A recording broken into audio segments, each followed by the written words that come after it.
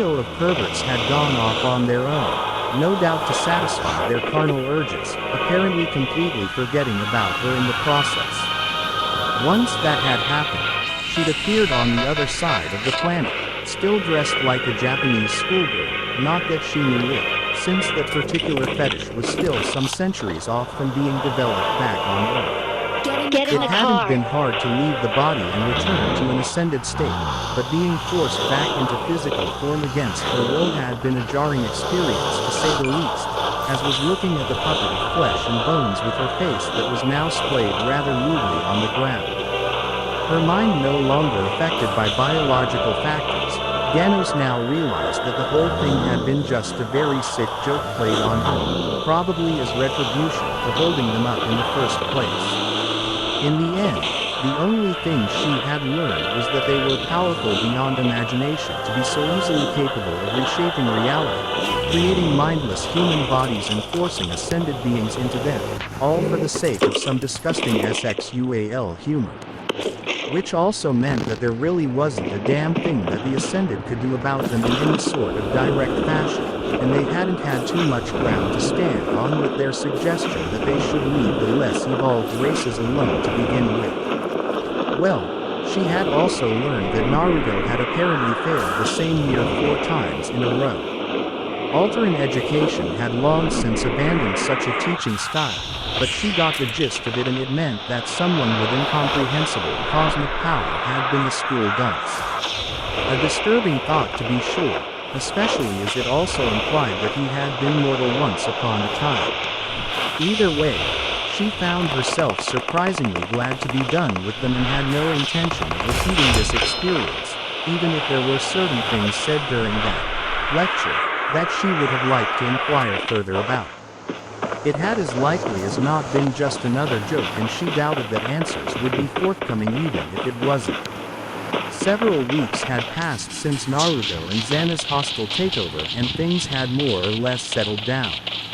Or at least, that was their best estimate, since the day on Arius was about 26 hours and 20 minutes long. Measuring time on a different planet was going to be a bitch. Both he and Xanna were rather flummoxed as to how the elemental nations had a 24-hour day just like Earth, which was something they hadn't considered up till now. In the end they worked out as a coincidence, because the idea that one world was some kind of weird offshoot of the other simply made no sense. The human population of the planet had at first been terrified of them, fearing that their situation would worsen with the 2 scary-looking horned people in charge, but much of that passed when they were told that they didn't have to work in the mines anymore. Their population had always been small, just shy of 100,000 when Zeus had first come to put them back into slavery under the Goa'uld, and their culture hadn't been able to develop much due to the ban on reading and writing that all Goa'uld enforced.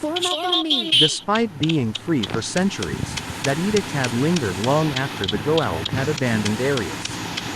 Zeus' arrival and subsequent ham-handed changes had seen their population drop to a paltry 17,000 in the 200 years that he'd been around, forcing them to mine for Naquaday, which they had absolutely no use for at their current level of development, utterly prevented any progress from being made and took manpower away from the much-needed area of food production. In combination with poor hygiene, this had caused far more death than all the direct killing that Zeus had done over the years. The Jaffa had been somewhat more problematic. Their lives under Zeus had actually been fairly good, so there had been some grumbling when they had been commanded to help the humans with any kind of manual labor they might need, such as building homes and difficult bits of farming. Naruto couldn't bring himself to feel any sympathy for their stuck pride. The small Jaffa garrison on this planet had been left to make sure that the slaves continued mining, and they had lived easy, if boring, lives on account of that. Besides, it's not as if they had anything better to do, and it would also help to fully integrate the humans and Jaffa so that they didn't consider themselves separate anymore. It's not as if the Jaffa were anything but a subspecies of humanity anyway. The other thing he had done in making sure they didn't get any stupid ideas about rebellion was to invite them to kill him, and when they inevitably failed, he started teaching them how to fight or to dance. Slowly but surely, they were all starting to see him as a warrior to be respected, more than just a god to be feared. He hadn't been much impressed that most of their tactics seemed to consist of massed charges and reliance on overwhelming firepower. He wasn't sure if this was because there was no experienced Jaffa master present to teach them better, or if this was fairly standard procedure for the Goa'uld. He certainly wouldn't put it past them. Charge. Run them down. Sounded very dramatic, but it usually resulted in humiliating defeat unless there was no chance of defeat in the first place. Or if the enemy was just as stupid with their tactics. The only real incident that had occurred since their takeover had been due to the small priesthood that Zeus had used to peddle his religion. The priestesses of the Goa'uld were usually unwed Jaffa women in high standing who took care of the newly spawned Goa'uld who weren't yet ready for an implantation into a Jaffa. There was also the occasional human priest or priestess among the Jaffa females. These were humans who had fully bought into the whole Goa'uld divinity thing and served the purposes of convincing others of the same, as well as helping the Jaffa priestesses safeguard the larval Goa'uld. Naturally, they hadn't taken too well to the fact that he and Xanna were now in charge, or that Zeus and Hera were dead. Flashback no jutsu. Stand with me, brothers and sisters. Stand with me and let us march against these pretenders so that our Lord Zeus may rise again. A human priest was saying, sticking to the age-old tradition of being as loud as possible so as to seem more convincing. With him stood a small number of Jaffa priestesses, wearing some very skimpy priestly garb that revealed the X-shaped opening of their stomach pouches where immature Goa'uld were held. They were standing in front of the temple that Zeus had ordered built long ago. Before them stood a congregation of humans and Jaffa who believed what he was saying and actually wanted Zeus back despite the fact that their quality of life had actually improved quite a bit since the Goa'uld had been known, the gullible ones. From nearby, Telok observed with a worried frown. Seeing Zeus get his head pulped had rather disabused him of the notion that his former master would be coming back, so he did not have any religious fervor to soothe his worry. Lord Naruto and Lady Xanna had proven themselves to be remarkably even-tempered and merciful, but he wouldn't soon forget the cruel smirk on the horned man's face as he crushed the symbiote's skull between his fingers, or their casual talk of keeping the Goa'uld as pets to see how long it took them to resort to cannibalism. That smirk was the reason why he was anxious of their reaction to this gathering. They had already had him tell the priesthood to disband, but they wouldn't listen and he was hesitant to turn his weapon on them.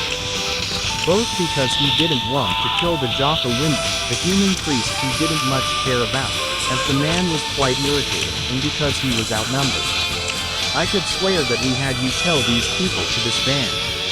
A rumbling voice said mildly, causing Telok to freeze in fright. They refused to listen, my lord, citing that you were imposters or demons and need to be driven out. Telok managed to say once he calmed down his racing heart. It's the horns, isn't it?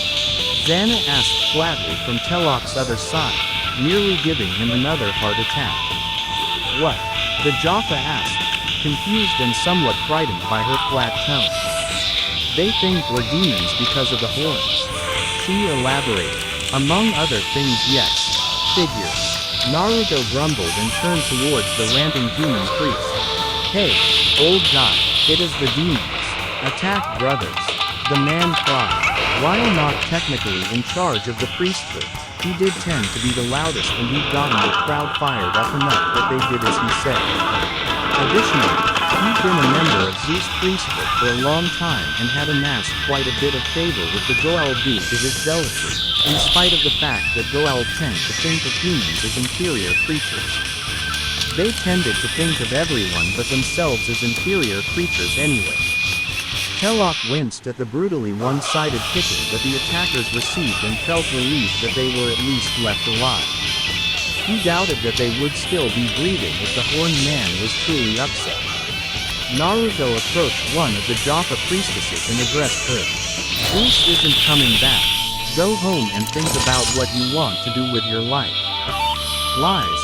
PWI. The ranting priest was cut off by a backhand that sent him spinning into the walls of the temple. Naruto made a mental note to keep an eye on that one and have him killed if necessary. Nothing was more annoying than someone that had their verbal caps lock pressed all the time. My life is dedicated to the service of my Lord Zeus. He will rise again and destroy you for your insolence, she said tremulously, clearly afraid of him but unwilling to back down. Naruto bit his lip to keep from making a crack about was really going to rise in response to her skimpy outfit. Now was seriously not the time.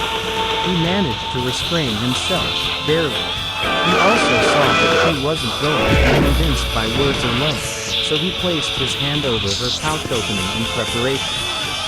The priestess clenched her eyes shut, expecting those claws to be plunged into her pouch and kill the larval goa'uld she carried, poisoning her and causing her to die in agony. Such a death was often given to traitors or those who greatly offended the gods, and she had feared that it would happen to her for daring to stand against the newcomers, but she did not regret staying true to her faith. Just as she had been praying to Zeus to see her soul safe to the other side, a feeling of warmth spread from her abdomen, suffusing her whole body. Blinking in confusion, she saw that the horned man had already turned away and was now giving the outer supporting pillar of the temple a contemplating look.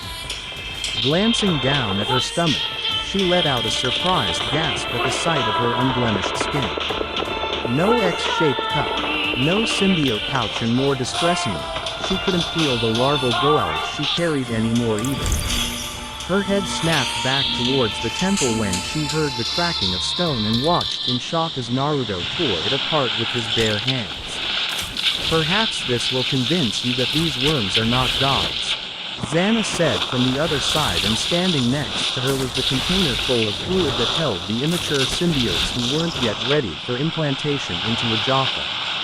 There were many cries of shock as black flames burst into life under it, and a weblet of chains further out prevented any approach. If they are truly gods, they will escape, and if they are not, they will boil. The horned woman said indifferently and walked away. Normally, Naruto would have objected to the killing of children, which these larval goa'uld technically would, but their genetic memory precluded the chance of them being born innocent. Thanks to that, they inherited the combined evil and insanity of all their ancestors. In light of that, they were never innocent, and Naruto had no compunction leaving them to be boiled alive. While his wife had been setting up her little show, Naruto had repeated his process of healing away the symbiote pouches of the other three priestesses, not bothering to remove the goa'uld first. He'd been planning to merely dissolve them, but he'd found a much more useful thing to do with them. After that he left as well, taking Telok with him and telling him that he'd found a way to let the Jaffa keep much of their enhanced abilities without the need for having a goa'uld in their gut. Flashback no jutsu. Kai. Naturally, all of those larval goa'uld had boiled to death, even though a few stubborn souls had tried to save them. Things had been more or less quiet since that day. The annoyingly loud human priest had continued trying to get people to rebel until he'd slipped on the stairs in his home and broken his neck. A tragic accident, to be sure. More and more Jaffa were becoming convinced to agree to having the same thing done to them as had been done to the three priestesses, now that they were assured that they wouldn't be losing the good health and longevity that the Printar granted them. It had also silenced the dissidents who still believed that Zeus was a god and would one day return when he'd showed a few of the Jaffa how to use the Karakesh hand device, since they now had Naquita in their blood. They were quite clumsy with it, but the fact that they could use it put a lot of doubt in their minds over the supposed divinity of the goa'uld. Naruto personally doubted that the changes he'd made to their bodies by using the goa'uld they'd once carried would transfer to their children, but it might happen. He wasn't a geneticist and had no idea whether their kids would be born Jaffa, human or whatever he'd just turned them into. All he'd basically done was mash the goa'uld together with their own bodies without making changes to their genome. Not exactly a procedure one would expect to be survivable, but he was a god, so fuck logic. None of that was currently on Naruto's mind, however, because he was fiddling with Zeus' hand device to kill time instead. It was a bit of a tight fit on him, since his hands, fingers and forearms were a good deal larger, making the ribbon-like golden wrapping a bit strained around his forearm, but it still fit. The bigger problem were the caps that were supposed to fit over the fingers. For one thing, he needed to put the claws away to even attempt getting them on, and they still only barely fit. The Karakesh was one of the few technologies of the Goa'uld that was at least passably impressive. It could throw out a wave of force, generate a personal energy shield, and tortuously slowly kill a single individual. For such a small thing, it had quite a bit of utility, all without taking away the use of the left hand of its wearer. Its most impressive feature, however, was the cognitive interface that allowed it to be activated mentally. It wasn't a particularly sophisticated one, responding more to willpower than actual thoughts, but it was impressive nonetheless. Normally, the Karakesh required its user to have Naquita in their bloodstream to power it, but Naruto was easily capable of generating the energy to activate it, as well as forcing the device to respond to his will. On a whim, he decided to use it and see what happened if he overpowered it. The red-orange emitter jewel in the palm of the device glowed as it let out a wave of force far more powerful than it was designed for, after which it exploded. Had he been a normal man, such a thing might have cost him his hand. As it was, he merely stared at the shattered jewel for a moment and then shrugged. Next, he turned to look at the wall at which he'd aimed the device and grinned sheepishly. It was hardly the first wall that he or Xanna had knocked down during their redecorating of the palace, but it was the first accidental one. Didn't like that wall anyway.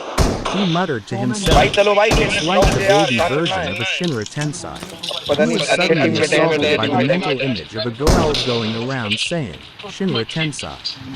And, no, while blasting people with this name, making them wonder if there was some kind of relationship between the ability to throw people through the air with waves of force fire from the palm and delusions of godhood.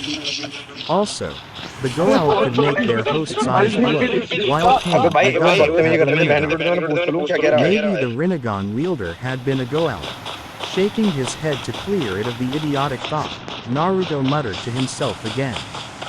Too much dimension hopping. Deciding to fiddle with something else, he reached for the handheld healing device, when the voice of his wife intruded upon his tinkering. "Husband, what are you doing? Fiddling. To what end? You know that this fledgling empire of ours doesn't have the technological base to do anything with those toys yet."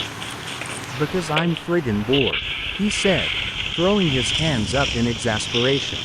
"The only thing we've really done in the past few weeks since boiling those Goa'uld babies alive was tell people to wash more thoroughly, and I spend my mornings teaching sweaty men how to beat the crap out of each other better. I need to do something. Then how about you come to me while Akatsu does you?" Xanna suggested, nibbling lightly on his ear. Naruto shivered and felt himself responding to the suggestion, but he still forced his mind back on track. "Your attempts at distracting me are 0.100% effective, but I'm still feeling rather superfluous as a leader if I'm just redecorating the palace." He finished, waving at the wall he'd collapsed earlier.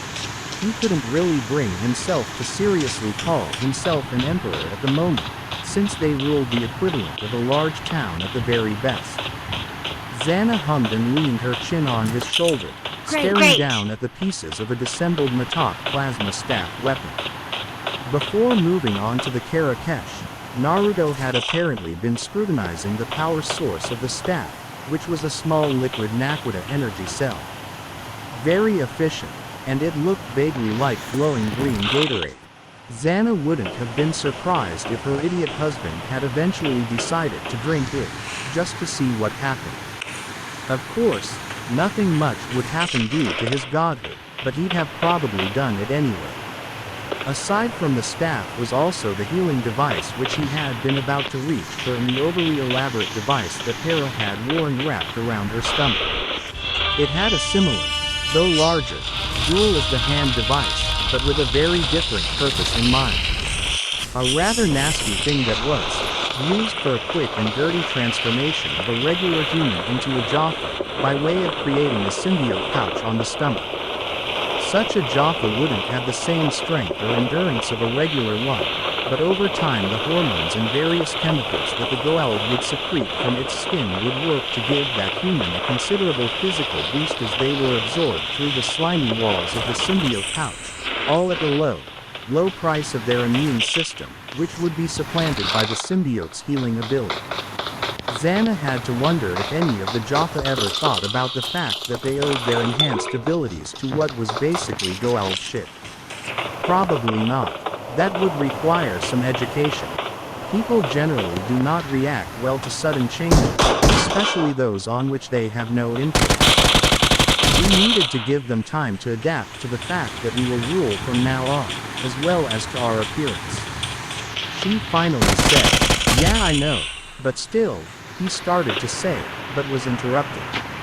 "However, I think that enough time has passed that we can begin directing progress." "You mean teaching them to read and write?" Naruto asked. "Indeed," she confirmed. They had talked about this earlier and eventually decided with some reluctance that English would likely be the best choice, as it was the simplest language they knew.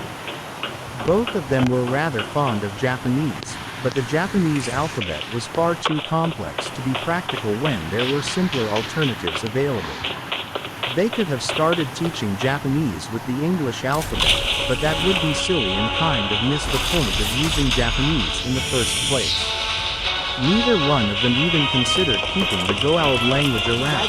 It was just too stupid. We never did decide who we were going to teach so that they can pass it on those. Naruto pointed out. Indeed, but there was one group of people that we overlooked in our original discussion because they hadn't showed up yet. Xanna said with some smugness at his puzzled face.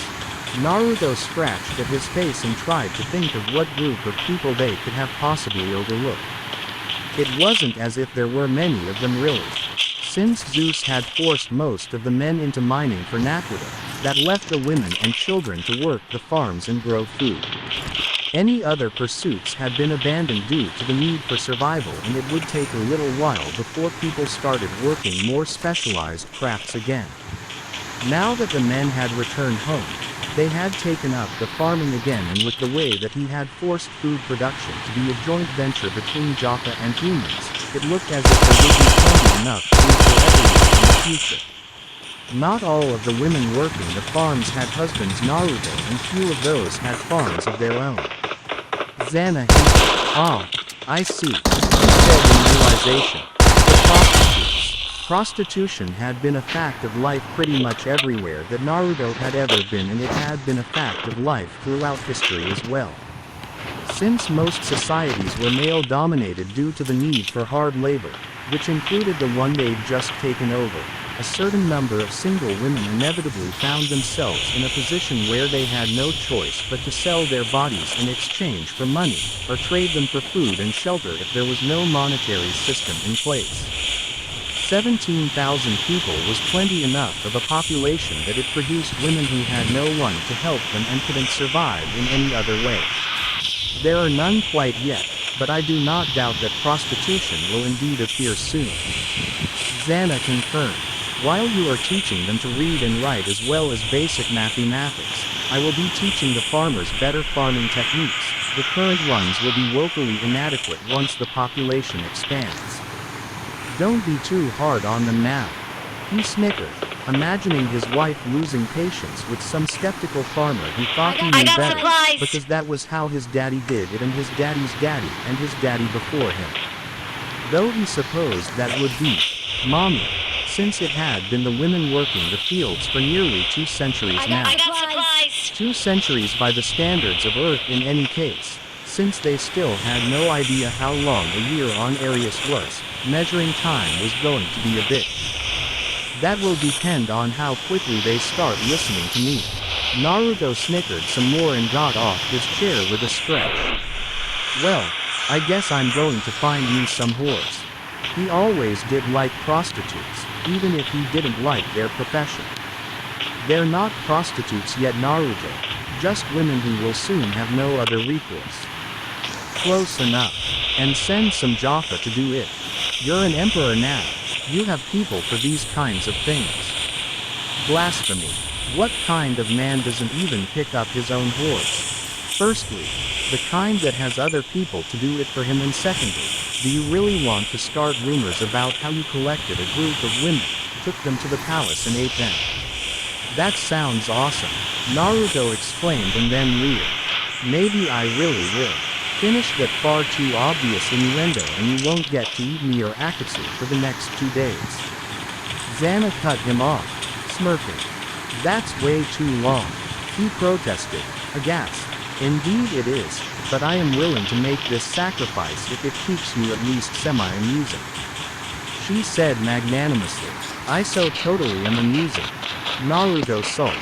Xanna's eye twitched, knowing that he had just used the speech pattern one might expect to hear from a ditzy cheerleader because he knew it annoyed her. Honestly, she'd made one crack about how he looked like a dumb, blonde valley girl because of his hair, and he takes it as an invitation to act like it occasionally. But really, ate them. Why would people think that? Take a look at your teeth in a mirror and then consider the reality-distorting powers of gossip. Good point, he conceded wryly. Still not sure why I should care though. Xanna suppressed an eye roll at how obtuse he was being. It wasn't that she cared for anyone else's opinion either, but there was no need to cause problems when they could be so easily avoided. But this husband, she whispered, leaning closer to him. I'm telling you too. With a growl, Naruto grabbed her and slammed her back first onto the table where his little tinkering projects were, sending them skittering to the floor. Weren't you going to pick up some horse? She purred into his ear but used her legs to pull him closer. Later, he growled so deeply as to be barely understandable, already in pushing inside her. Xanna shivered in pleasure at his tone, having always liked how his unique senjutsu had changed his voice. She let out a rumbling moan of her own and clenched her pelvic muscles hard enough to bend steel as he entered her fold. Yes indeed, farmers and almost prostitutes could wait.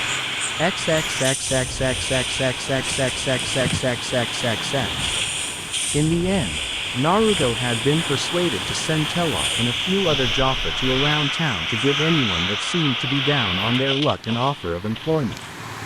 Just as Xanna had predicted, the vast majority of these were indeed women. The current society being what it was, if you didn't have big enough muscles, then chances were that there wasn't going to be much for you to do. Before his arrival, they had been working on farms that didn't need them anymore, and they had nobody else to either work for or take care of them. A few of them had even worked in the mines and had even less. Mixed in with the women were a few men who had worked in the mines their entire lives and had no other skills, no family, and absolutely nothing to do. All in all, a group numbering 25 had showed up. While Naruto figured that there were more of them that had been too wary to step up, it was still a surprisingly small number. If nothing else, being oppressed by Goa'uld got people to take care of each other, with these being the few exceptions. Perhaps the most surprising addition to the group were the 4 priestesses who had been the first to have the whole "mash up the Goa'uld with your body" thing done to them. From what he'd heard over the past weeks, they'd been floating about from one Jaffa household to another and basically living on charity because he and Xanna had put a stop to any silly tributes being given to the temple. As opposed to the rather dirty and disheveled appearance of the others, the 4 of them looked much better, being clean and wearing the same skimpy priestess outfits as the last time we'd seen them. Well, I certainly didn't expect to see you here, he commented, looking at the 4 Jaffa women. What's your name and what can I do for you? The former priestess took a deep breath, kneeled and spoke. I am Mara, my lord, and we are here to pledge our allegiance to you. The past few weeks have been difficult for the 4 of them. Without the tributes given to the temple, they had nothing to live on and had been forced to rely on the generosity of their fellow Jaffa. At first, it hadn't been too difficult to find a few who still supported Zeus, but those numbers had dwindled by the day until none were left. With the evidence mounting that Zeus would not be returning and that his godhood was not what he claimed it to be, they were forced to re-evaluate their beliefs. They couldn't even decry the newcomers as evil tyrants because they had only done things that helped the community. True, more than one warrior had grumbled over being forced to do manual labor because they felt that it diminished them somehow, but they did it anyway and it was starting to show. The city, Hessa as the humans called it, while still looking rather haphazard, was visibly improving. Eventually, their convictions in the divinity of Zeus had been shaken and collapsed, leaving them adrift and without purpose, so they had come together and decided to convert over to these new gods. They looked terrified, but they did seem to have good intentions and they didn't, as of yet, have any priests or priestesses of their own. Perhaps they could fulfill that role for them. Seeing the 4 priestesses kneeling quickly got the humans present to do the same. Long years of conditioning telling them that failure to do so would be met with a Jaffa guard smacking you across the knees from behind at the very least. Naruto rolled his eyes and sighed in exasperation at all the kneeling. He would have been more impressed if they tried to slug him across the face, but he knew that wasn't likely to happen anytime soon. Don't do that. Seriously. Get up. I didn't ask you to be here because I had the urge to see someone grovel. Many confused glances were exchanged as the group got on their feet. Zeus had so far been the only authority figure that any of them had ever known, and he'd always demanded that people kneel in his presence, so encountering someone that was apparently annoyed by it was more than a little confusing. "I'll just get right to the point," Naruto said, wanting to avoid any more displays like that one and being far more comfortable when someone was trying to stab him. Why was he doing this emperor thing again? Oh right, because he had to go and adopt a bunch of little cuties who just so happened to need it.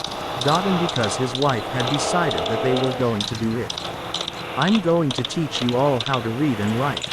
But it is forbidden," one of the other priestesses protested instinctually.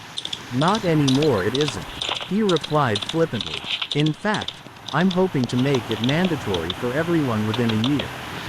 Hopefully a year was at least a vaguely similarly long time on Arius as it was on Earth, otherwise he might have just said something very dumb. "What about us, my lord?" Mara asked. "What about you?" Naruto asked back quizzically. "I'm not going to force you to learn if you don't want to, but keep in mind that eventually, I will require that everyone knows how to read and write and more besides. But will you not give us instructions on how to spread worship of you and Lady Xanna to the people?" she asked, just as puzzled as him. "Don't be ridiculous." Naruto chuckled, finally understanding what the whole thing was about. They can decide that for themselves. But what if they reject you or refuse to believe in your divinity? Mara asked in shocked bafflement. The humans present were just as shocked, albeit for slightly different reasons. "They can believe that I'm a moose for all I care. It's not like it would change the truth." He shrugged. "What is a moose?" she asked in puzzlement. "A large, hairy, four-legged, plant-eating animal with very big antlers," he explained. "You don't have those on this planet." "Not that I know of, my lord," the former priestess replied a bit numbly, unable to quite process the idea of a god that didn't care whether the people he ruled compared him to an animal. Under Zeus, such a thing would have been punished with a torturous execution. "Crap, now I need to find a new horned animal," Naruto muttered to himself, and he'd gotten so fond of the moose comparison too. "How about goats? Are there goats?"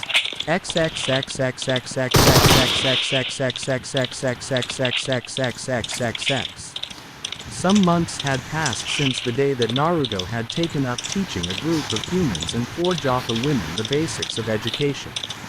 At least, that was his best guess. Being on another planet was playing merry hell with his sense of time, and he just knew that it was going to keep doing that for a while. Xanna found his preoccupation with that issue endlessly amusing. She of course had long since waved the whole thing off as unimportant, deeming herself far too old to be bothered about such things. He knew she was right, that it wasn't important, but it still bugged him. Either way, Since then he'd taught them the English alphabet, basic math, the metric system of measurement, basic scientific reasoning, as well as started them on the English language itself. They were picking things up fairly quickly, though he was cheating a bit with the language and sort of mentally massaging it into them to speed it up. He really wanted to switch away from Goa'uld as soon as possible, not to mention that many of the humans spoke some derivative of ancient Greek instead of Goa'uld. Wouldn't it be convenient if the whole universe spoke English? Unsurprisingly, once it had gone around that his students were getting free meals, he used the extra large baths and could explore the palace if they really wanted to, something that his wife had not been too pleased about. His class had expanded considerably. Enough that he'd knocked down some more walls to have a big enough room for them all. He knew perfectly well that many of those coming over were doing it only for the perks, but it didn't matter since they were still learning, and the more people he could educate now, the faster it would spread and the faster they could stop being so freaking primitive and therefore boring. There were even some Jaffa getting in on it, though not very many. Still, he was intending to order that a school be built soon and making attendance mandatory for all children under a certain age. Mara and the other 3 former priestesses at least had the makings of decent teachers, being used to public speaking and the dissemination of information. In a move that surprised him and caused him to feel the unfamiliar but very unlikable feeling of guilt, Akatsu had asked if he could teach her too, causing him to remember that she had only ever been taught the very basics of anything really. So he'd set some more time aside to teach her too, or else had a clone teach the others while he taught her, since she didn't like crowds. She was smart, picked things up fast, and having lived in Japan during the year 2020 had caused her to pick up a lot of small bits that let her progress faster than the others. Xanna sometimes joined him for Akatsu's lessons or outright took over. He'd once asked her if she'd like to take over teaching the others too sometimes, only to get a flat stare in return, as if she couldn't believe he'd just asked that. One of these days he was going to mellow her out enough that she was going to be willing to tolerate the presence of regular humans for longer than 10 or 20 minutes. But it would not be this day, and possibly not this century either. He was starting to see why her previous 2 attempts at ruling had failed so spectacularly, though. It was hard to rule over a population that you actively disliked, especially if you had a volcanically volatile temper. Things were progressing as well as one might imagine. More and more people were becoming literate, and they had already started making paper and writing utensils available. At the moment it was still just a feather, some bird, and an ink bottle, but he couldn't very well start introducing them to ballpoint pens. Well, he could, but Xanna had firmly vetoed that idea, saying that she didn't want to skip ahead, so he had done it the old-fashioned way after his wife had tossed him a book about how ink was produced in ancient civilizations, apparently having expected the issue. Naruto got the distinct feeling that she saw the whole thing as a very long-term game and wanted to limit cheating, use of divine power to sidestep problems to a minimum. She'd even told him that displays like the one with the boiling Goa'uld were to be avoided in the future, and if they used their power, it was to be as subtle as possible, just enough to keep people from forgetting what they were. She even had a very good argument that he actually agreed with, but he still didn't like it. Yes, the more they used their power to help people and make their lives easier, the more they would come to rely on that instead of doing anything for themselves. If they kept on doing everything for the people with their power, then they'd end up supporting the entire society, and it would collapse into shambles the moment they stopped. A good, solid, indisputable argument. Naruto was still sure that she just didn't want her fun spoiled.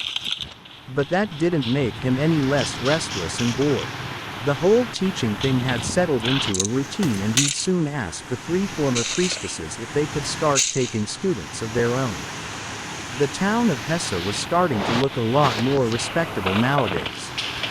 With plenty of food, shelter, enough free time, and their residual fear of him and Xanna having dissipated completely when the other shoe never showed up, people did what came naturally. They fucked like rabbits. This of course led to there being a great many pregnant women around, since the concept of birth control didn't exist here, but with a base population of just over 17,000 it was going to take a long fucking time for that number to climb into the millions, much less the billions. Even longer since he changed the definition of adult woman from when she gets her first period to 18 years old. Or his best guess at 18 at any rate. Really, he just grabbed a girl that looked to be in her late teens and said, kids stop being kids when they're as old as her. Fortunately, he was a master at guessing women's ages just by looking at them. Wouldn't it have been convenient if the whole universe measured time the same way as Earth? Sure would save him a lot of head scratching. All this and more went through his thoughts as he lay in bed with Xanna and Akatsu, idly drawing circles on their backs. If you are so bored, then take some Jaffa through the Stargate to another Goa'uld-controlled planet and abduct the human population. Xanna murmured languidly into his neck. It would help to widen our rather limited gene pool at least. But take no more than 5,000, as we lack the food surplus to take in any more than that.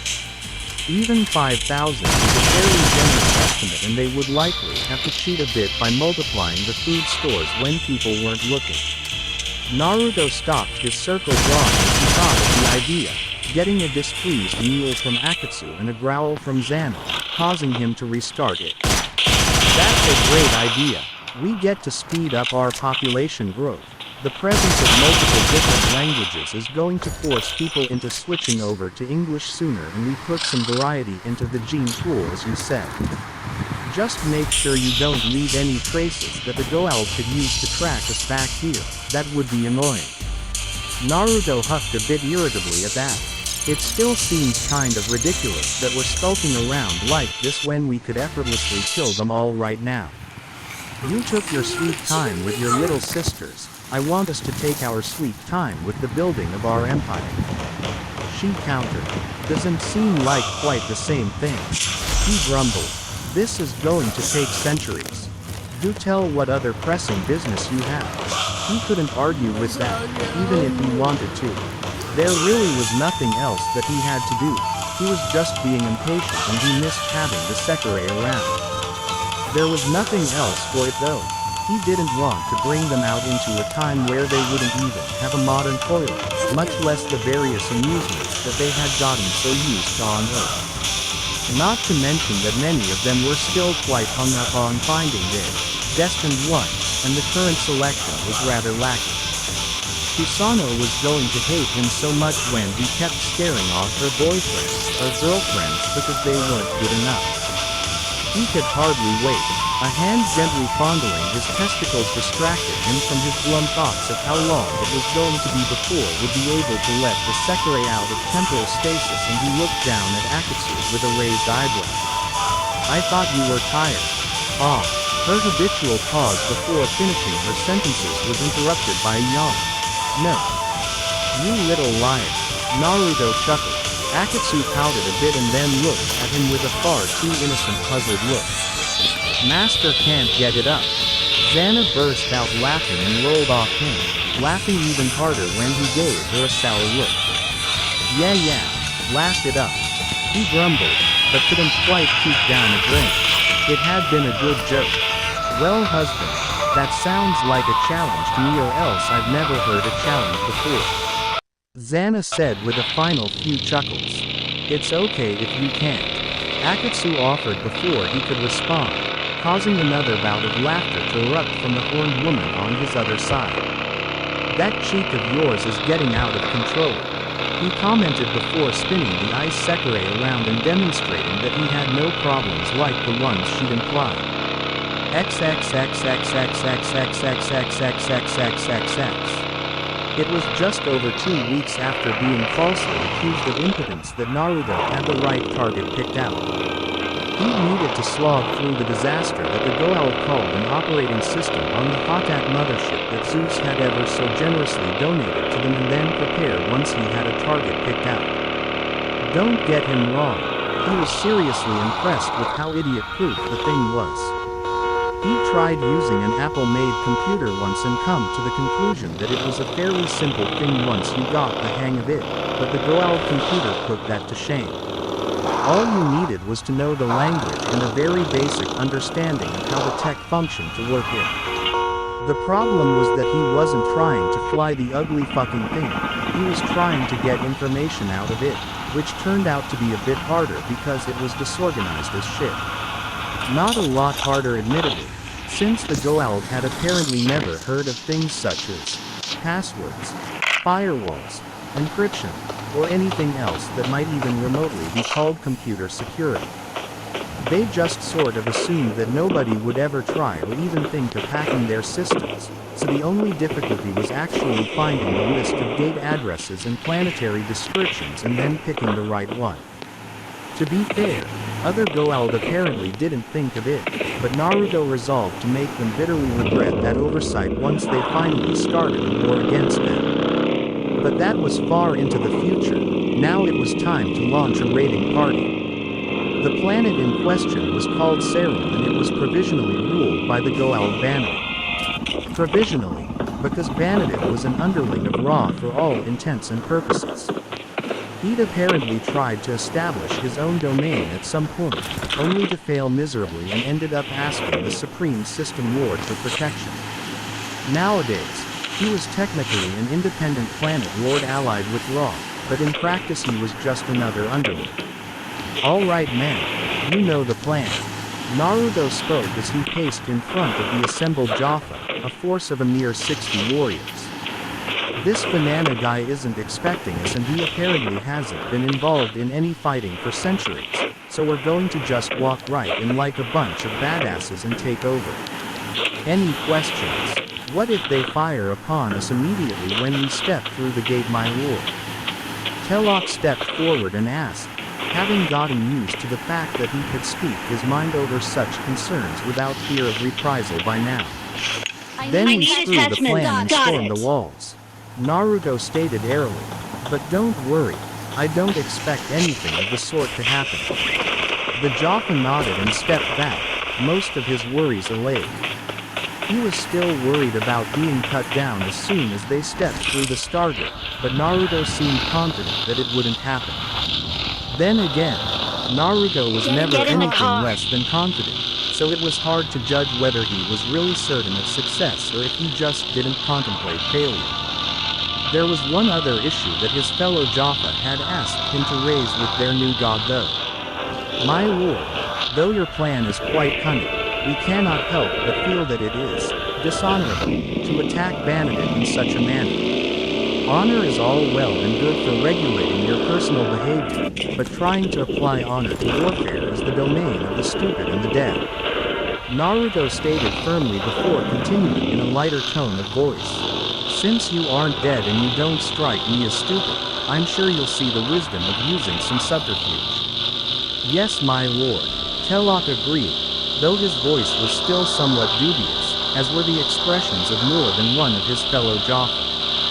Cunning battlefield tactics and stratagems was one thing, this outright duplicity was quite another though, and they couldn't help being weary of it. Another Jaffa stepped forward before Telok could consider the issue much further, bringing forth another question. My lord, what is a banana? It's a delicious, curved yellow fruit wrapped in an easy-to-remove peel that turns yellow and starts developing brown spots when it ripens. Naruto lectured patiently. He had encouraged them to ask questions after all. And what is a bad? Why would we walk into enemy territory like bad donkeys? Naruto pursed his lips at that one and resisted the urge to facepalm. Not a single banana or moose to be found, yet of course there were donkeys, horses, sheep, chickens, oxen and other such shit aplenty. He and Xanna were actually having to steal certain fruits from other dimensions for their smoothies or outright create them themselves, all the while resisting the urge to introduce foreign flora to Area's ecosystem for the sake of convenience. It's a way of describing someone that is distinctly tough or powerful and has nothing at all to do with donkeys. He finally said, choosing to oversimplify something that they couldn't possibly understand without some exposure to late 20th or early 21st century Earth. The Jaffa nodded, satisfied with the explanation. It wasn't the first time that their new leader had said something that made no sense whatsoever and they'd gotten used to that particular quirk. It made him hard to understand at times, but the martial arts training and combat drills he put them through had them regarding him with the respect they would have given to a venerable Jaffa master by now, so a few quirks were easily dismissed eccentricities. This latest plan to attack Cyril being a perfect example of said eccentricities. Usually, when a Goa'uld planned an attack, it was done with ships and armies and nobody would have been mad enough to attack a place like Cyril, which was a trade planet deep in Ra's territory. No mothership could possibly hope to reach it undetected and no army of sufficient size could come through the Stargate fast enough to overwhelm the defenses before Ra's ships arrived to reinforce the defenders and blast the invaders to dust from orbit. Additionally, there was nothing on Cyril that would be worth making such a risky assault. But Naruto had no intention of being so obvious even if he could easily overwhelm the defenses all by himself. He could easily overwhelm the entire Goa'uld hegemony all by himself for that matter, but Xanna had nixed that idea before it could even properly form. Besides, it wouldn't have helped much anyway, since his goal was to create a civilization for his newly adopted little sister where they could be safe and happy and the galaxy was in general terms, a shithole. Oh sure, there were planets out there that weren't Goa'uld dominated and fairly advanced, but he'd just be back to square one of needing to conquer them first and that would cause more problems than it would solve. The thought of simply trusting them to be decent and not try to exploit the Sekire never even entered his mind. So here he was, standing in front of 60 Jaffa who now had the spiral marking of the Uzumaki clan on their foreheads and he was going to be introduced as Uzu, the great and powerful, who had come to trade with vanity. Naruto had snickered quite heavily as he'd given them those instructions, remembering the super idiots from 2 dimensions ago and the cruel prank he'd played on them. Good times. The Jaffa were quite confused by his move, as they thought that the name sounded rather impressive.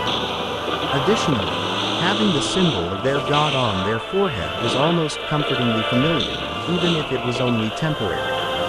Yes, Naruto had already talked them through the idea that the Goa'uld branded their warriors like this to instill a sense of ownership, but at the end of the day it had been all they'd ever known and adjusting to new things took time.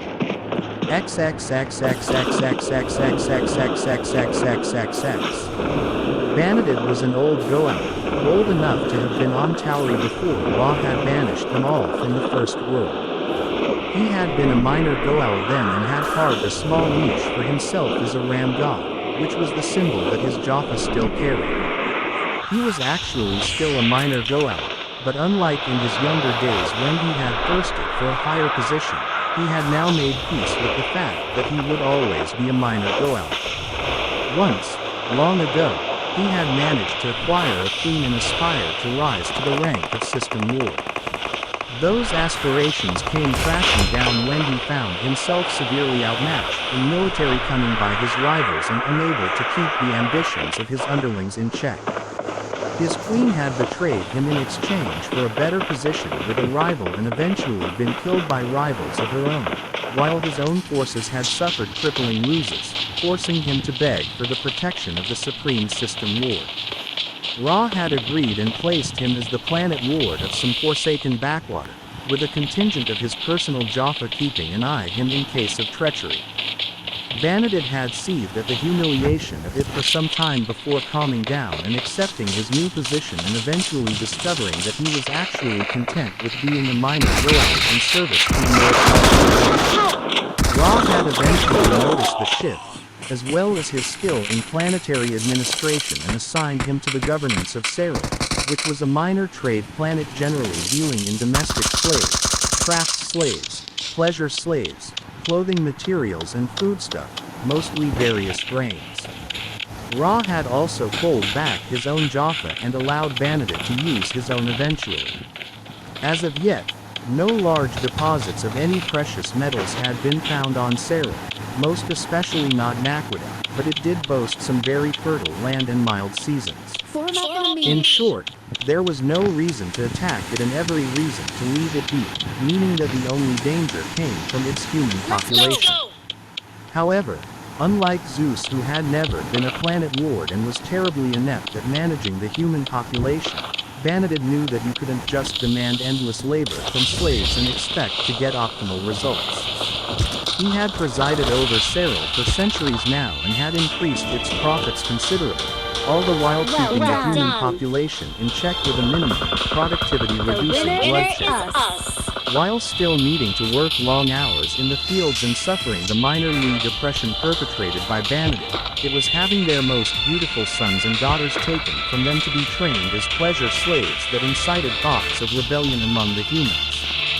Vanadid managed to keep most of this contained through judicious use of religious propaganda, painting it out to be an honor to serve the gods in such a way, and if that didn't work, demonstrations of superior force.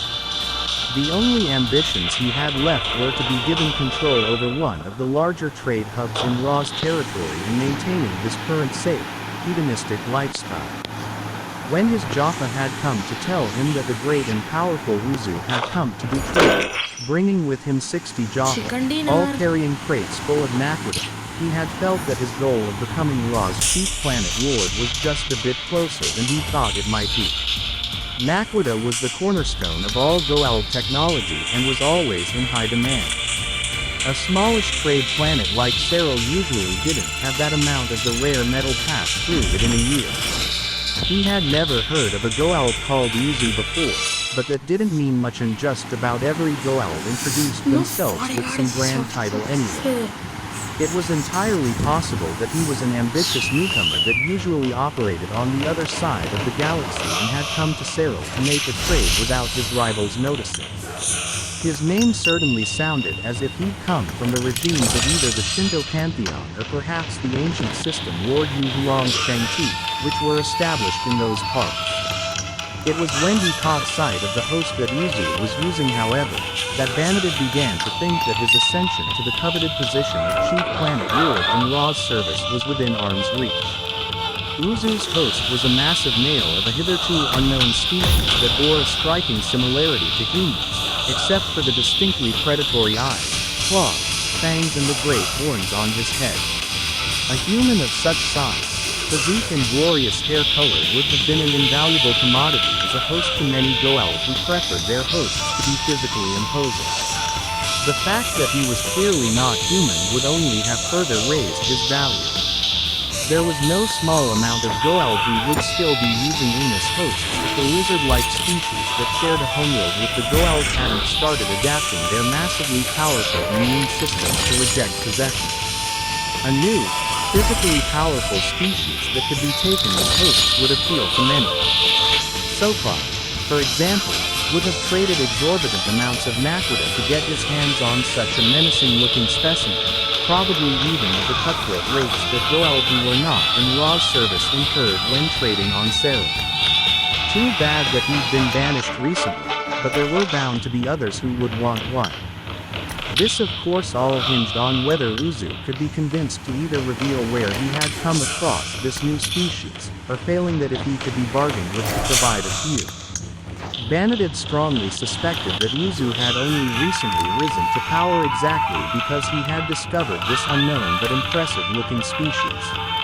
Promises to provide other Goa'uld with such creatures for whatever purpose they wanted them would have been enough to gain him many things in exchange for nearly nothing.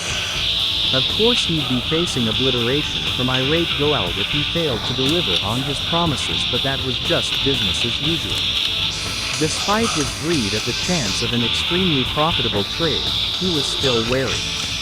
Mostly he only traded with other underlings of Ra, with the occasional visitor who'd come from the dominion of another system lord or an independent minor Goa'uld, all of which brought with them only a small contingent of warriors. 60 was a number well beyond what he was comfortable hosting, even if Uzu did have the excuse of needing them to carry all those traits. He'd already had his first prime check the crates to make sure there really was Naquita in there and had been gratified to know that they were indeed full of the valuable ore.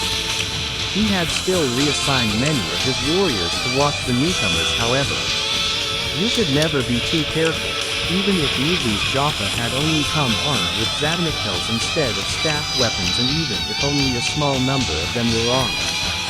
Bandit had no idea that Naruto considered the Matok staffed weapon to be a cumbersome piece of crap that wasn't worth using. Sure, it was a plasma weapon, which was certainly the most advanced firearm he'd ever seen, but its design was just so stupid. There was no practical reason whatsoever for shaping it like a staff, not when its component parts could fit into a much smaller casing. It was too long and too heavy to aim effectively and the heavy Cobra hood-like covering on its back end continuously kept throwing off the aim. It worked great as a counterweight for a melee weapon, but it was horrible on a ranged one. Naruto basically considered it to be a semi-automatic flintlock rifle that just happened to shoot plasma bolts, except harder to aim. The Zadaniktell sidearm was at least more compact, even if it was still shaped like a coiled serpent for some retarded reason. True, it couldn't kill with a single shot, but it would still incapacitate and it was much easier to use. I welcome you to my planet Lord Uzu, and hope that trade between us may be profitable. Bandit said after two of his Jaffa had led the horned man into the room and took guard positions in the corners and he'd gotten over the shock of his guest's appearance. I am certain that it will be, Naruto replied, easily faking the Goa'uld-ish tone of voice and using a minor genjutsu to make the Goa'uld think that he was sensing the presence of Naquita that all Goa'uld had in their bloodstream from him. He also had to prevent his eye from twitching at the ridiculous preponderance of the color gold in the room. Gold-plastered walls, gold-colored curtains, gold-embroidered cushions.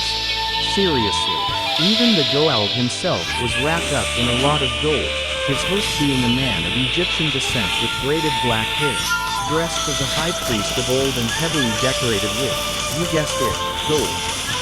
Bandit fought down the nervous crawling sensation in his host's stomach at the rolling thunder of Uzu's voice, the natural growl and it further deepened by the Goa'uld tone. He definitely needed to get a hold of a few such hosts. I must say that yours is a most impressive host, Bandit commented, hoping to learn where more like it could be found. My queen thinks so too. Naruto agreed vaguely. His body was a host for his soul if he wanted to be technical and Xanna did find it impressive. While Bandit was surprised that Uzu already had a queen, it was not that big of a surprise. It was nigh impossible for a Goa'uld to establish himself as a great power without a queen to spawn new larvae for his Jaffa. The comparative rarity of queens simply meant that most of them were either in the service or thrall of the system lords and the stronger independent Goa'uld that managed to stay independent. How did you come by it? Bandit tried to draw information from his guest once more. With great difficulty, Naruto answered with a smirk, being deliberately vague and knowing that he needed to delay for a while longer if he wanted to avoid being forced into steamrolling the opposition all by himself. Again, Xanna wanted him to treat this like an RTS strategy game, one that he wasn't allowed to cheat at, which meant that he couldn't just point and click and delete. A rather callous approach to the lives of their subjects, but nobody had ever accused Xanna of being particularly humanitarian. Perhaps you would like to see my most recent batch of trained slaves. Bandit redirected, seeing that his guest wasn't about to let slip anything. Disappointing, but not surprising. That's why I'm here, Naruto said, speaking truthfully but only marginally so. The following half an hour or so was an exhibition of attractive young men and women of various skin tones ranging from very dark to light olive, dressed in skimpy outfits and oil to make their skin gleam in the torchlight. Naruto listened with an expressionless face as the Goa'uld made his sales pitch, extolling about how these people had gone through years of training to serve whichever master chose them in the skills they were trained and in how they were kept in peak physical form in case any Goa'uld wanted them as a host for one of their underlings or even themselves. He was oddly reminded of a greasy car salesman as he added that they were even suitable for use as loafers, personal servants of Goel whose primary role was to serve as an emergency host if their current one was to be fatally injured somehow. That's quite enough. I'll take them. Naruto interrupted when he saw that the slimy worm was about to offer that he sampled. One of the women, a very pretty girl with a dark tan skin tone that had obviously been trained as a pleasure slave exclusively. She was terrified of him but doing her best not to show it, knowing that a punishment would follow if she did so. Naruto could practically feel his soft spot for cute girls kicking in, even though he knew that it was likely just his appearance that unsettled her rather than the prospect of having to sleep with him. Having been trained for a young age for that exact purpose likely meant that she'd come to see it as her purpose in life, but his little sister complex didn't care about technicalities. The situation with the Jaffa had most likely had enough time to settle down at any rate. Which ones? Vanadid asked, a bit nonplussed at the interruption but nonetheless pleased. All of them. That will be very expensive. Vanadid cautioned but his voice was full of greed. If you take them all, then I won't be able to accommodate any of my other buyers. That won't be a problem, Naruto assured him. I beg to differ. Even the amount of naquita you brought with you would not cover the expense of such a thing. But perhaps if you could provide a few examples of your host species, we could make a trade. Vanadid bargained, getting to what he really wanted. The amount of naquita that Uzu had brought with him would have actually been sufficient, but the chance at a new host species was not to be wasted. We seem to have a misunderstanding, Naruto said mildly. When I said that I'll take them all, I mean that I will be taking all of these, your own personal servants and attendants, all of your Jaffa, the entire human population of this planet, all of your food stores, all the tools, furniture, building materials, technology and any other resources you might have that isn't nailed down. That was a lie actually. If it was nailed down, he'd just rip it up, but a man had to finish his sentences somehow. The two Jaffa standing guard in the room reacted even as their shocked lord simply stared at the horned man, brandishing their staff weapons at the sudden threat. Naruto reacted faster though, kicking the low table at the more distant one with enough force to knock him out and grabbing the bulbous tip of the staff of the closest one before it could even be primed, squeezing so hard that it crumpled under his strength, destroying the firing mechanism completely. A moment later, the shocked Jaffa's head crashed into the wall and he joined his comrade in unconsciousness. The slaves still in the room shrieked and ducked for cover at the sudden violence, while Naruto advanced towards the backpedaling and terrified Goel. You had your own warriors so busy watching my Jaffa that you didn't consider that I might be the real threat. Now I'm going to kill you and take command of them without opposition. He growled menacingly, deliberately peeling his lips away from his teeth to show the strings of saliva dripping from their points. Score 1 for the Alien movie series. Those xenomorphs sure knew how to make scary faces.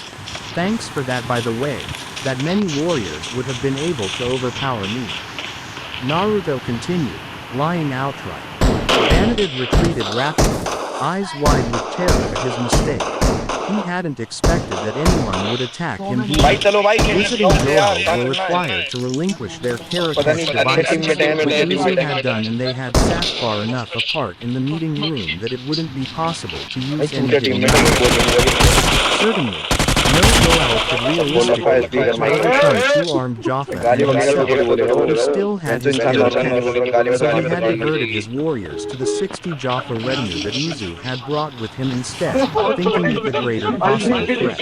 On that note, he tried to compose himself and fire a blast from his Karakesh to keep the dangerous horned man away. The blast wave was not as strong as it could have been thanks to his frazzled emotional state, but it hardly mattered as Uzu raised his own empty palm towards him.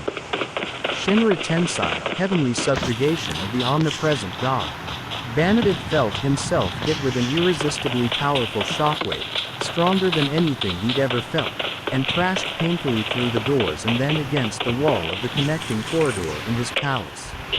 I haven't practiced that one much, so I couldn't make it any weaker. So sorry.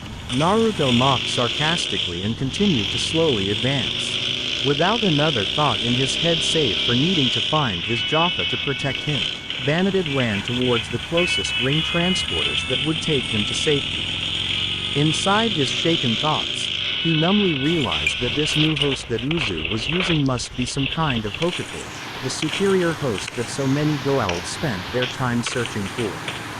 Chancing a glance backwards during his panicked flight, he became further panicked as he saw his horned pursuer somehow easily keeping pace with him despite the fact that he appeared to be walking while Banadid was running. He was also dragging his claws along the walls and effortlessly gouging the stone with them. Finally, he reached the ring transporters and initiated them, gulping down terrified breaths as Uzu just barely missed him.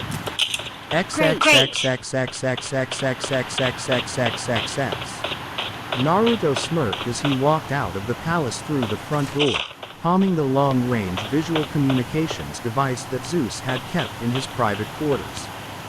The spherical device, once again an ugly golden color, was used as a form of faster-than-light communication from what he could tell, though it seemed a cumbersome way of doing it. Definitely needed a shorter name too. As expected, it activated, showing the face of Telok, who had its partner. It is happening as you said it would, my lord. Banadid's Jaffa are converging on your position and abandoning their observation of us.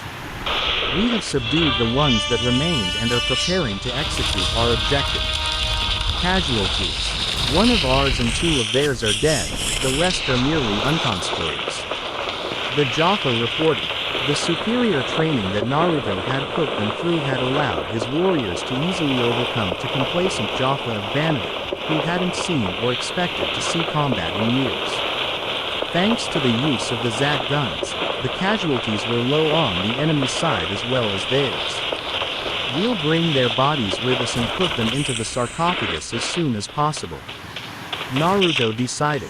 No need to leave them dead if there was a technological excuse readily available for any mysterious resurrections. Very well, my lord, Telok agreed and continued. We are moving to secure the town square. You've already assembled the holographic projector. Naruto asked in surprise. And didn't we say that the stairs of Ra's temple would be a better location? He and Xanna didn't actually have enough Nakrita to fill all the crates he brought with him, but generous use of false bottoms made it look like they did, and it provided a convenient hiding spot for extra weaponry in the pieces of the aforementioned holographic projector. We have since discovered that there is a much larger projector in the town square that Banadid uses for spreading propaganda. It would be ideal for our purposes. The Jaffa said confidently. Niece. Naruto drawled with a grin. Go for it then, but only if you don't encounter too much opposition. It made sense, he mused, for Bananaded to use one of those. A giant holographic avatar would look pretty godlike to your average uneducated peasant. Zeus would probably have been a lot more successful if he bothered to use that instead of summary executions. Understood. Naruto then noticed several Udaji death gliders taking off, clearly intending to attack him. I gotta go. Stuff to do, people to kill. I'll keep the heat off your back. The orb turned opaque and Naruto put it away, making it vanish back into the interdimensional storage locker. Come at me, little birdies. He muttered to himself as the modest flight of 3 death gliders approached swiftly, firing pointlessly on the ground in a show of attempted intimidation. Those things were pretty useless at anything else anyway, their design making them unsuitable for actual combat, since their weapons weren't really powerful enough to even dent the shields of a Hotak mothership unless they came at it in massive numbers. Not to mention how hard it was to aim at anything when all you had were 2 forward-facing plasma cannons and had to rely on line of sight alone for aim. When they were close enough, Naruto took a running leap and launched himself at the nearest one, landing on the wing, much to the wide-eyed shock of the 2 Jaffa in the cockpit, his long hair whipping around wildly due to the speed they were moving at. He dazed and swung himself into the wind to rip off one of the plasma cannons and then climbed back on. While the pilot tried desperately, and uselessly, to shake him off, Naruto used his stolen plasma cannon, which was really just an extra-large Matok staff, and started firing at the other two gliders. He managed to blast one of them in the wing fairly easily before his ride started jinking madly to throw off his aim and keep him from hitting the other one. Irritably, he stomped his foot on the wing and damaged it enough that the glider couldn't stay in the air anymore. Since his ride was going down, Naruto leapfrogged to the last glider and raked his claws through its underbelly, severing the power lines that supplied electricity to the ugly craft's computer and allowed it to be flown. This glider also rapidly started going down, its pilot unable to control it any longer. Its two passengers may or may not survive, Naruto didn't much care which. More than likely they'd end up getting resurrected with a sarcophagus soon either way, but he wouldn't be heartbroken if they died permanently either. He landed on the city outskirts and could already hear the tread of many Jaffa feet as they converged on him, no doubt on Banaded's panicked orders. Good, if they were busy hunting him, then Telok and his posse would be unmolested. Naruto paused for a moment and spoke to himself. That sounded wrong even in my head.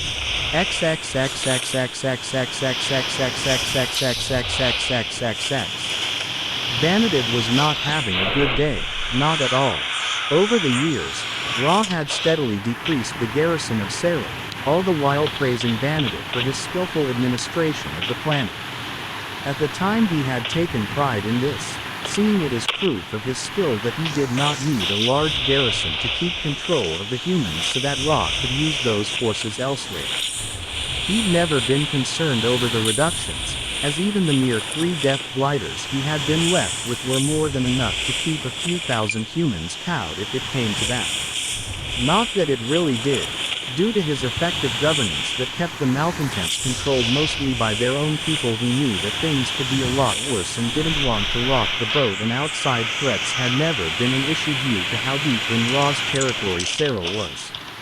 Seeing Uzu tear the 3 gliders apart with his bare hands had him changing his mind though.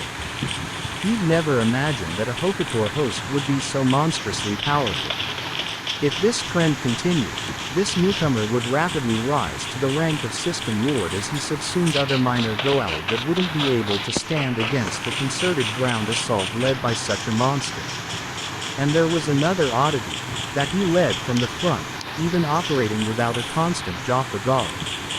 That was something that only a rare few Goa'uld did, the most prominent example being Hera, though even the fierce, aggressive general and son of Ra didn't do it to this extent. Even now, Uzu was leading his Jaffa on a merry chase through the outskirts of the city and the outlying forest. The Jaffa were nowhere near quick enough to catch the ludicrously fast-horned man. Banaded had ensconced himself in his private ship, a basic Teltak cargo ship. It had neither weapons or shields, but it did have an efficient hyperdrive engine and, more importantly, a cloaking device. It was currently hovering invisibly in the air above the city.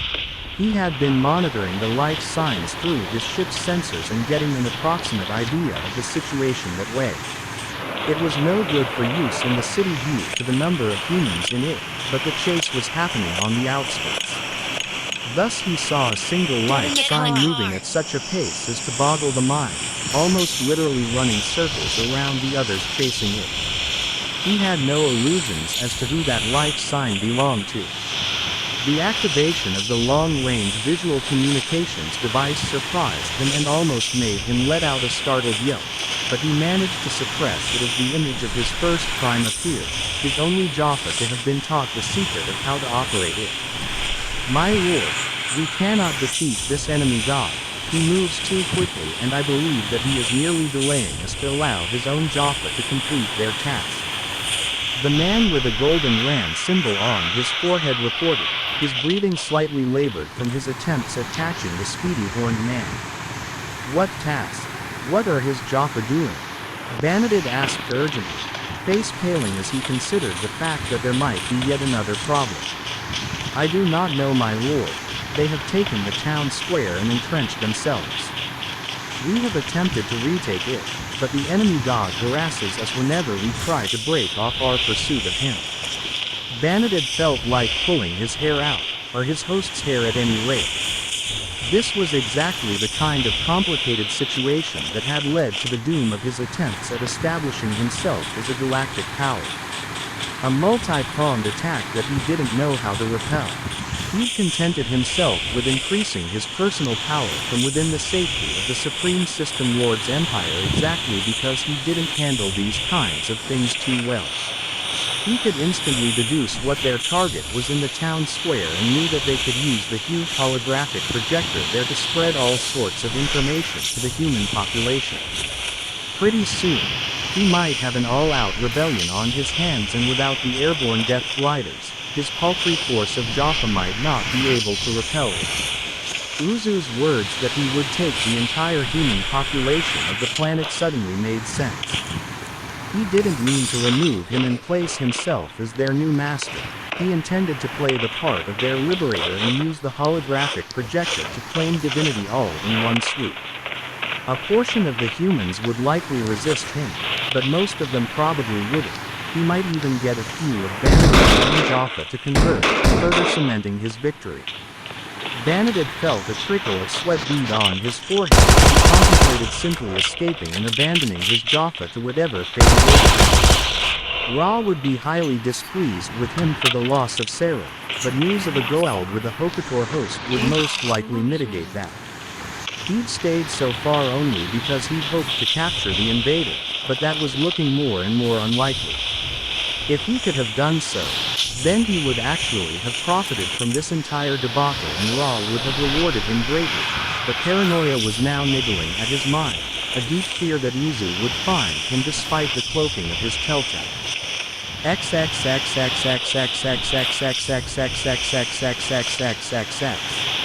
Tellock nodded to himself in satisfaction as one of his fellow Jaffa carefully set the frequency on the long-range visual communications device embedded in the holographic projector to receive from the one that Naruto was using so that he would be able to broadcast the hologram from it. Tellock had seen this device in use before and had always thought it a display of the powers of his god to be able to manifest an avatar to speak from a distance. Then Naruto had explained that it was a tool just like a hammer, save for being more complex. He freely admitted that he didn't know exactly how it worked himself, but he knew the basic principle of it and was able to figure out its operation quickly enough. Tellock and the other members of this attack on Cyril had been required to learn how to operate it as well, which had allowed them to appropriate Banaded's main tool of propaganda for themselves. Once more taking out the palm-sized golden communication sphere, Tellock activated it and informed Naruto that their task was complete.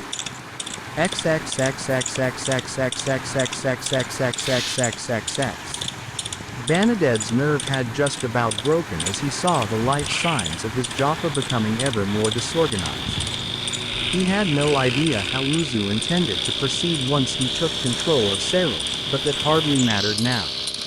Patrols by Ra's ships were rare this deep in his territory and he had no means of contacting them, since the only long-range visual communications device powerful enough to call for aid was in the palace, which he'd been forced to flee. The Supreme System Lord would be immensely displeased by the loss, but Banaded doubted that his punishment would be too harsh. For one thing, at least he would be bringing back information on this new Goa'uld and the powerful host he was using, and for another, Ra was not in the habit of handing out punishments without consideration of the circumstances. The defenses around Cyril were extremely light as nobody had expected it to be attacked, and even then, who could have predicted a Hokator host? With resignation, Banaded pulled on the control sphere and directed the Teltac upwards, away from the planet that had been his for centuries now.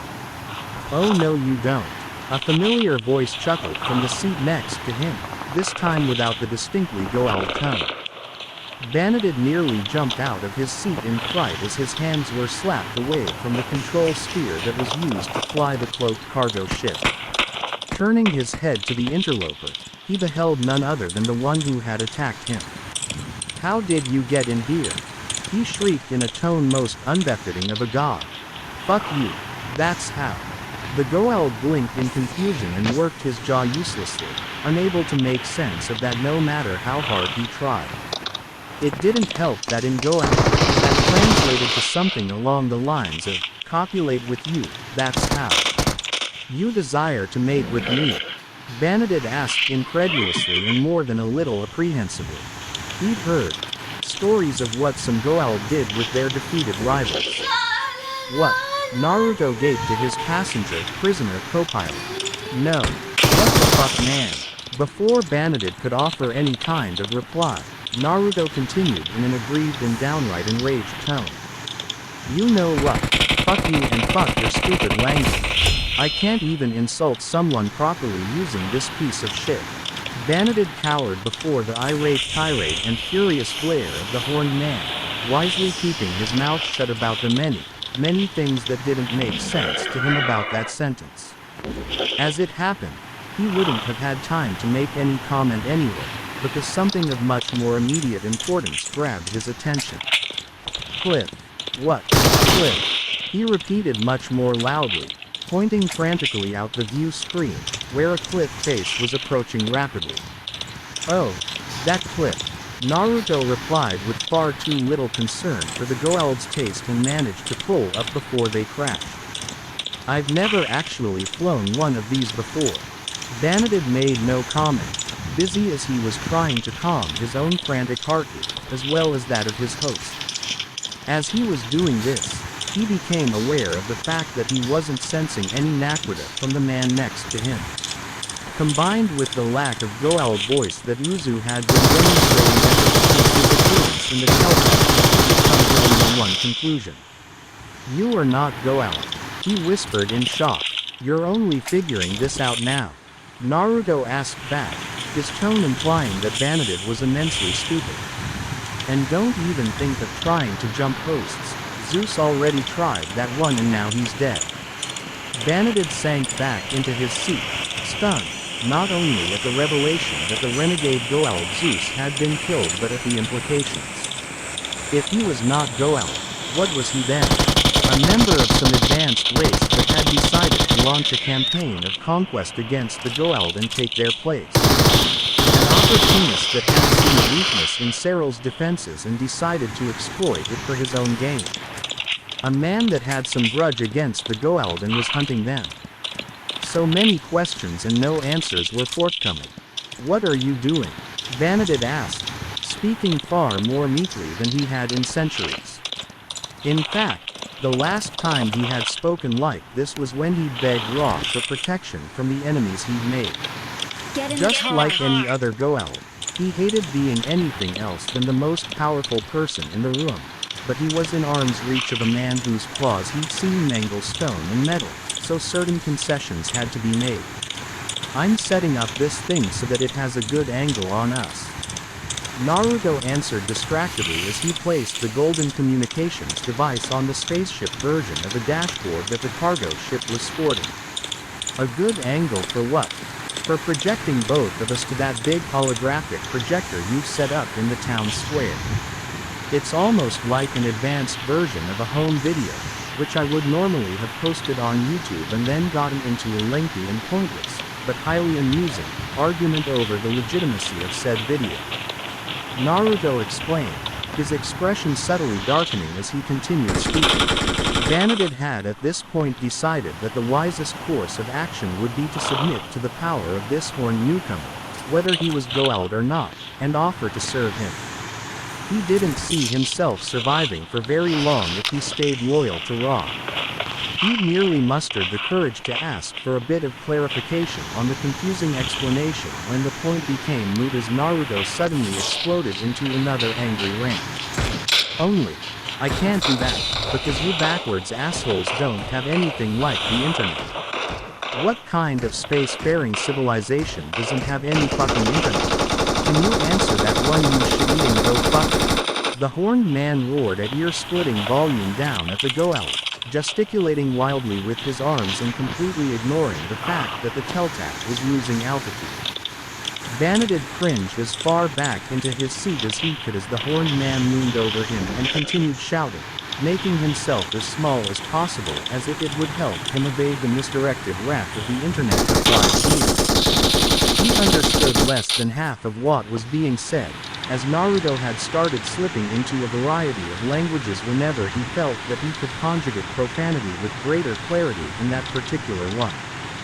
He paid particular attention to German, because it really didn't take a lot to make that language sound angry. Vanadid wished with all his heart that he could somehow reach the transporter rings and use them to escape from this unstable monstrosity. His desire to avoid these kinds of things were exactly why he'd been content to remain a minor Goa'uld for all this time.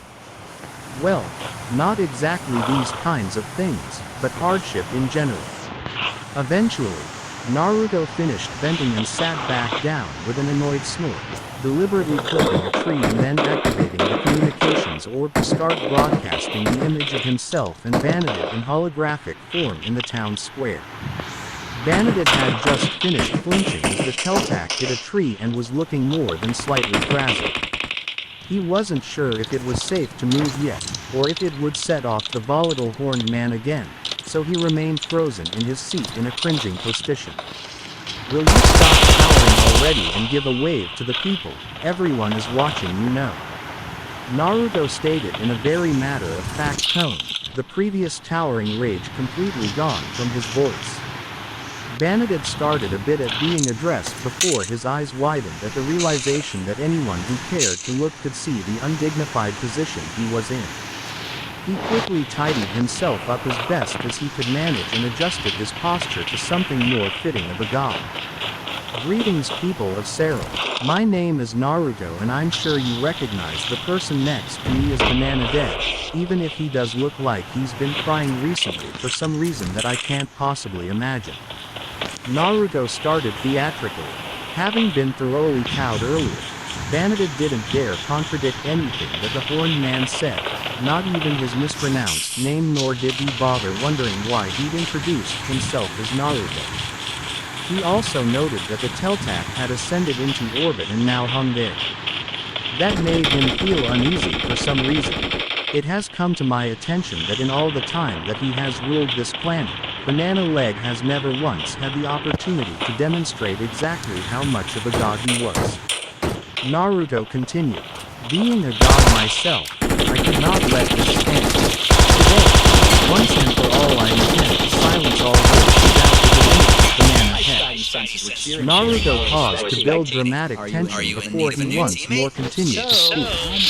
"I will do this by crashing this ship into the planet at the highest possible speed, after which we will both walk out of the wreckage completely unharmed in true divine fashion."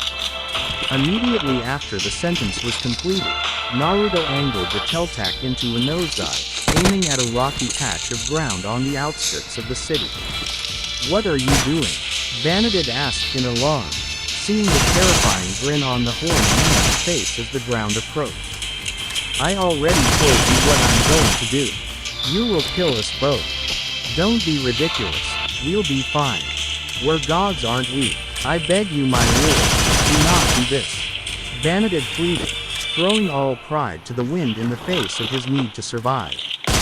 "Why not?" Naruto asked in a puzzled tone. "Haven't you ever done something crazy just because you're a god and you can?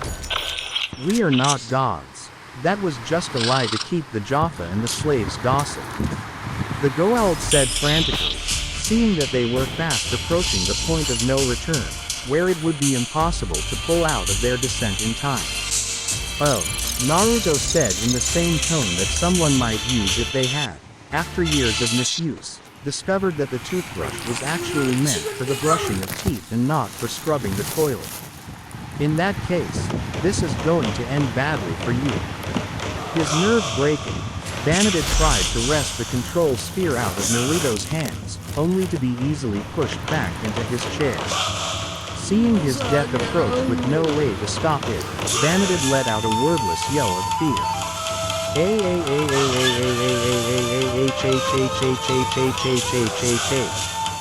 Unable to let the opportunity go, Naruto waved his hands in the air madly and echoed him, though his own voice was sarcastically high-pitched.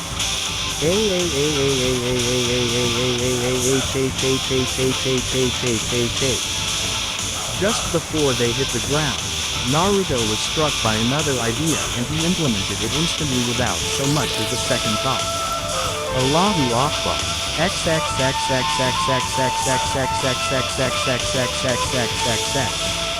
A large crowd of dockers stared at the twisted wreckage of the Telltale, both human and Jaffa. After seeing Vanidid admit that he was not a god in a fit of terror, none of them were quite sure what to think. Naruto's Jaffa also stared at the wreckage, worried for their lord in spite of themselves. They'd seen him survive some pretty crazy things, but this was way beyond that. What will we do now? Vanidid's first prime asked as he approached Tellok, sounding a bit lost. If they are both dead, then we have no one to serve. Are we to wait for Rod alive? They were interrupted by a shriek of tortured metal before any answer could be given. Looking back at the remains of the Telltale, they beheld a chuckling Naruto walk out of it without so much as a scratch on him. That was fun. Vanidid's Jaffa immediately fell to their knees, causing Naruto to sigh even as the Goa'ld's former first prime spoke. What is your wish, my lord? The large crowd of humans behind them instantly followed their example, in response to which the horned man pinched the bridge of his nose. All this kneeling had gotten old really fast, but he couldn't deal with it right now. They were on a schedule. With this in mind, he jumped on top of a building and spoke in a booming voice that easily carried halfway across the settlement. We're evacuating this planet. Spread the word to everyone that they are to take as many supplies as they can and bring them to the Stargate. Don't bother with shiny trinkets, focus on bringing food, clothing, tools and other basics. Take as much as you can carry and feel free to loot the palace while you're at it. He ordered. He wasn't going to be giving them a choice in the matter, because he sincerely doubted that the humans on Serral could be trusted to make an informed decision after centuries, millennia even, of brainwashing. And no fighting. I want this looting to be done in a calm and orderly manner. Everyone scrambled to obey and soon word spread like wildfire that their new god had commanded that Serral was to be abandoned. A few minutes later, Tellok approached Naruto with a question. My lord, why did you shout, Allahu Akbar, before crashing? Is it some kind of spell? Naruto's shoulders slumped in disappointment. Before Tellok had asked this, he'd been able to pretend, but now. Let me ask you something else instead of answering that one, Tellok. He sighed out. Yes, my lord, if a man says and does something really offensive, but nobody is around to be offended by it, is it still funny? Tellok pontificated and attempted to decipher the philosophical question. If something is offensive, or amusing, then would it not be so regardless of whether anyone hears it or not? Naruto brightened slightly and clapped the Jaffa on the shoulder. Thanks, Tellok, you're a good man. He didn't feel like counter-arguing that both offense and amusement were entirely subjective and therefore it did matter if anyone heard it or not, as well as who heard it. He wanted to believe that someone, somewhere, someone was offended, so that he could laugh at them. Thank you, my lord, a somewhat confused but nonetheless proud Tellok replied.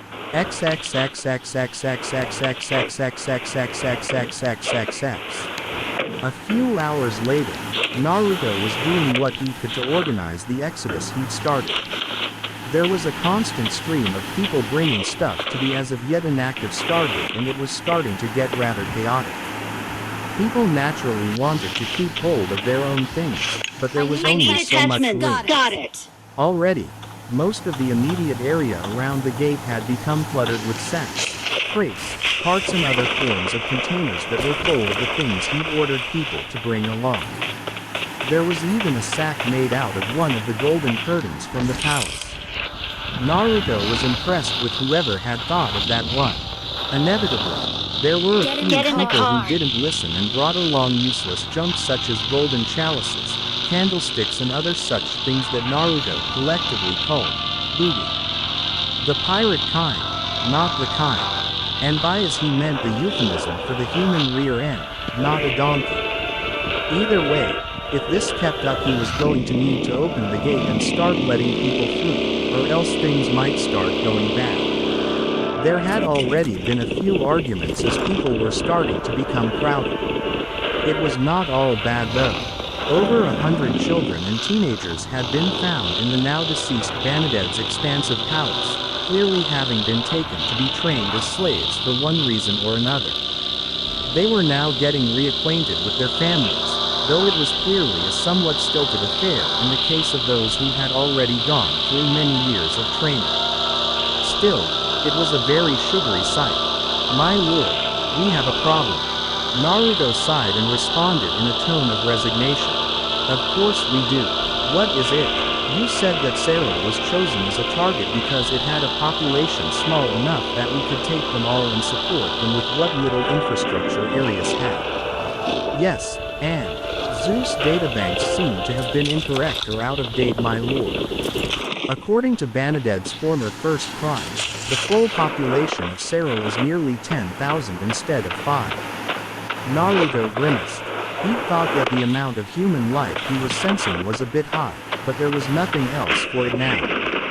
He wasn't going to just tell half of these people that they couldn't come along. "My wife is going to be so pleased." He sing-song to himself. Tolok's lips twitched in humor, being well aware of the limitation that Xanna had given as to the number of humans that Naruto was free to take and why she'd given it. "Perhaps not, my lord. There is a large amount of grain and other foodstuff being held in storage, either for the people here or for some other go-out. Enough that feeding so many should be possible for at least a short while. Unfortunately, it is being held in crates so large that we have no means of moving them without a cargo ship, which you destroyed, but the food itself is there." "Don't worry about that, I'll move them." Naruto grinned. "There is one other problem, my lord," Telok said hesitantly. He hadn't been able to deal with this particular problem on his own without bloodshed, and he wasn't sure how Naruto would handle it. He'd already snapped the neck of one particularly mouthy Jaffa priestess who had been asserting that the now freed slaves belonged to Ra and that Naruto had no right to take them. She'd been causing problems and delays despite the rather convincing demonstration Naruto had put on about how Goa'uld weren't gods, and the Horned Man had clearly lost patience with her. Telok had no wish to see any more of his people killed for their delusions to bring the others in line, but he couldn't blame Naruto for it either. They didn't have time to do things the slow way. "Another one?" the Horned Man asked with a raised eyebrow. "While the priesthood of Banadit has submitted to your will with little issue, those of Ra stationed on this planet are proving a good deal more stubborn. They have barricaded themselves in the Temple of Ra, along with a few dozen people who still believe in the divinity of the Goa'uld and refuse to come out. They claim that they will wait for Ra's arrival so that he can liberate them from your oppression." Telok explained. Naruto rubbed his chin thoughtfully and considered how to solve this issue. "Gather a few dozen warriors and raid the temple. Subdue them by force if you have to, and drag them to the gate. We don't have time to talk them out of being stupid. After you've done that, I want you to make them watch as you rob the temple blind and set it on fire." Naruto ordered after a moment of consideration. "And remember to pillage before you burn." "But my lord, there is nothing of use in the temple, only trinkets and religious paraphernalia, perhaps a few robes." Get in the car. "Did you not say to leave such things behind?" Telok asked in confusion. "It's not about the stuff, Telok, it's about sending a message." The Horned Man said with a grin, getting the idea to send Ra a message or two of his own.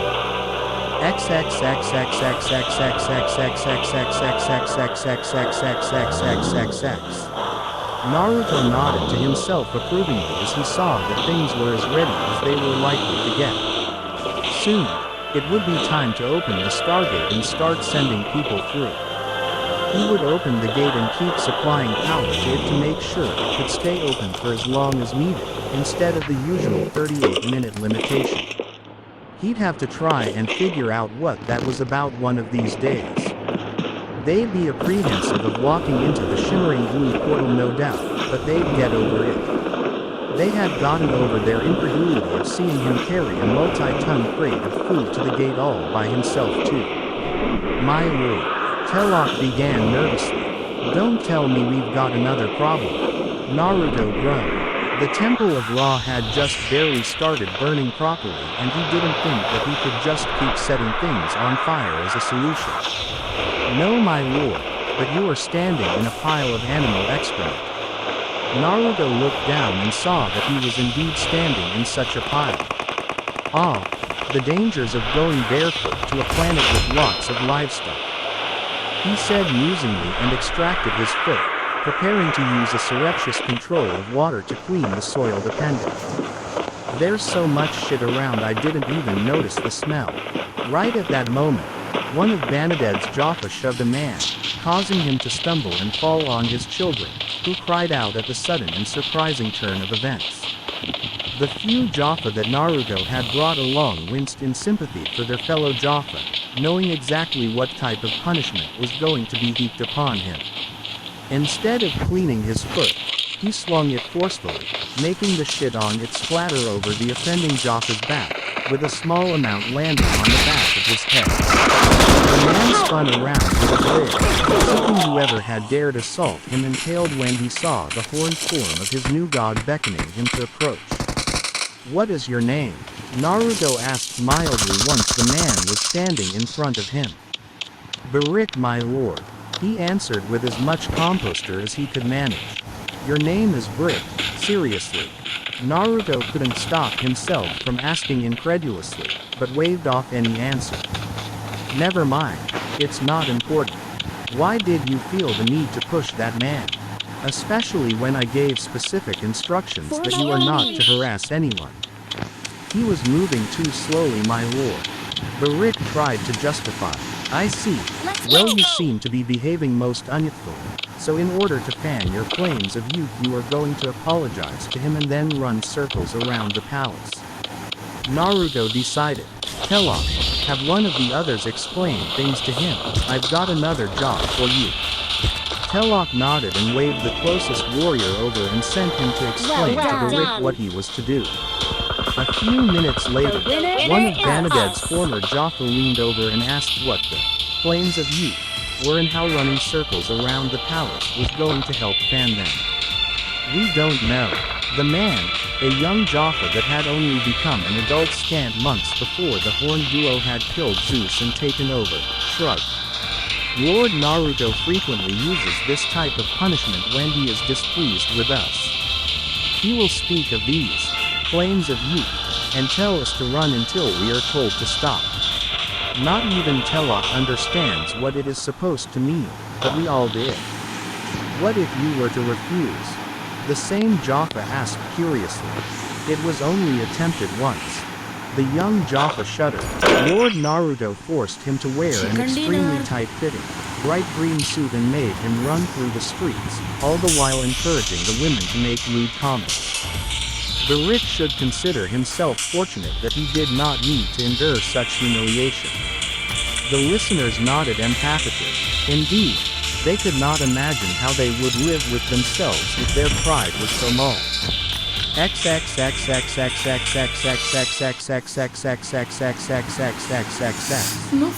Meanwhile, with Telok and Naruto, you'll be going through first Telok, along with the one dead Jaffa that we haven't been able to bring back with Banaded's sarcophagus. Tell my wife the situation and that she's going to have more work than expected getting everything organized." Naruto said. Telok shifted uncomfortably as he spoke. "Do I have to, my lord?" "Don't worry. She's not in the habit of killing the messenger, and we can bring you back in case she does anyway," Naruto assured him. Telok merely sighed and nodded, prepared to carry out his unenviable order. Xanna scared him. "And yes, Telok, I am a bastard. I did not say anything," the Jaffa said defensively. You were thinking it.